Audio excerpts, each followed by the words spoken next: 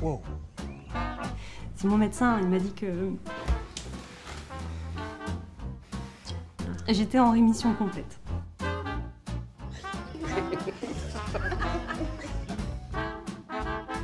Enfin, je veux dire, tu portes des soutiens-gorge à l'armature. Ah non, c'est parce qu'en fait, il sentait un truc.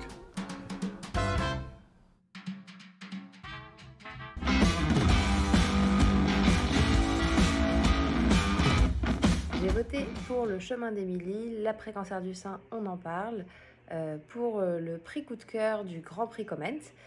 J'ai beaucoup aimé le parti pris de parler de l'après-cancer, sujet qui est quand même moins connu que le cancer du sein en tant que tel. Et j'ai beaucoup aimé le traitement humoristique et décalé qui était très réussi malgré la dimension plus locale du projet, avec des moyens plus modestes que d'autres projets qu'on a pu voir lors du Grand Prix. Et aussi, j'ai trouvé ça intéressant d'arriver à traiter de cette thématique du cancer qui est habituellement anxiogène et d'en faire quelque chose d'humoristique. Personnellement, je trouve que l'équipe de l'IUCT Oncopole de Toulouse a relevé le défi de démystifier le sujet tabou du cancer du sein et de se réinventer aussi en termes de communication en période de crise Covid pour garder le contact avec sa cible. Donc bravo, moi j'ai regardé tous les épisodes, j'adore, à vous le tour maintenant.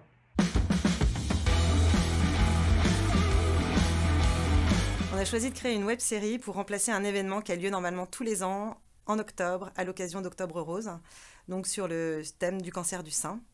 Et la web-série nous paraissait être le meilleur outil dans le contexte que l'on vivait, qui était un contexte de crise Covid. Donc on était dans l'impossibilité d'inviter et de convier les patientes sur place à l'hôpital. Et avec la web-série, on a réussi à créer un nouveau rendez-vous avec les patientes. Au lieu qu'elles viennent à l'hôpital, on s'est invité chez les patientes dans leur environnement.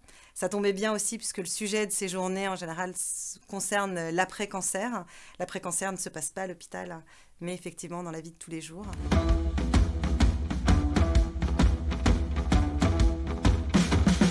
Alors il y avait une commande de l'Oncopole au départ qui était de raconter une histoire qui touche à la fois les patients mais aussi les aidants. Et il y a eu cette petite idée qui est née en conception que peut-être un des aidants était en fait un amoureux qui tombe amoureux d'une patiente, parce qu'il y avait aussi, comme on était sur une consultation d'après-cancer, on voulait aussi mettre de l'espoir dans tout ça et dire qu'il y avait la vie qui pouvait revenir après. C'était important de mettre de l'espoir. Et donc, il y a eu cette idée, du coup, assez vite de la love story qui s'est imposée. Et cette web-série nous a permis de maintenir les objectifs de la journée qui sont en général d'apporter de l'information aux patientes, à leurs proches, mais également aussi d'apporter un moment convivial.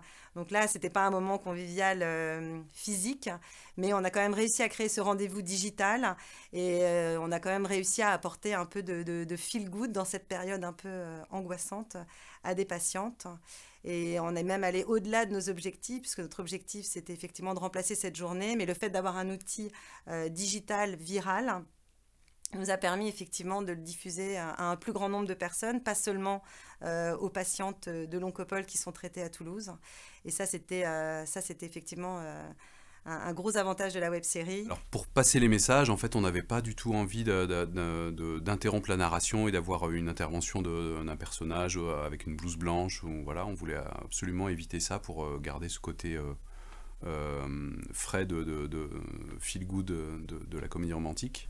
Donc on a eu recours en fait à des petits personnages qui en fait amènent cette information à l'intérieur de la narration et qui s'adressent directement à la caméra, parce que c'était une façon de faire passer des messages qui étaient des fois un peu complexes ou un peu lourds, mais avec un ton très léger et pédagogique. Et le dernier, on va dire, la cerise sur le gâteau, c'est que ça nous a aussi permis de fédérer les équipes en interne et de travailler sur un projet très novateur qu'on n'avait pas du tout eu l'occasion de faire à l'hôpital.